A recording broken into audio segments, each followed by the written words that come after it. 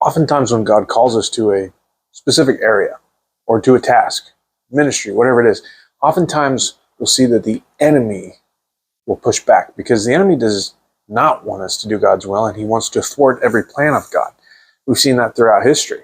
We see that with Nehemiah. See, Nehemiah was called to rebuild the wall around Jerusalem, and he got all kinds of opposition from the locals.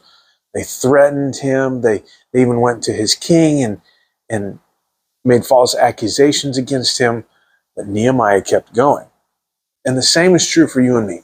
If I'm called to a certain job, career, a ministry, there's going to be pushback because the enemy wants to thwart God's plans.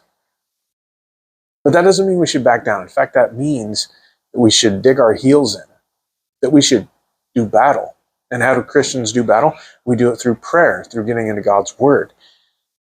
And Nehemiah said this, "So it was from that time on that half of my servants worked at construction, while the other half held the spears, the shields, the bows, and wore armor.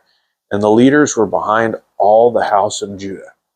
That's exactly how we need to be. Sometimes we need to be doing the work. Other times we need to be seeking God in prayer that he may block out the attempts of the enemy, but they're going to still come. And that's why we have the shields to block those attacks, right? That's why we have the shields to drive the enemy back. Now, I'm not saying go out and fight people. What I'm saying is do the work, get into the word, and pray and give it over to the Lord. That's how we do battle as Christians. So whatever it is that God's called you to, don't expect that it's going to be an easy road.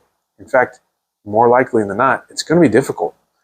But keep pushing forward and keep battling and doing the work, because if God's in it, he's going to bring it through to completion.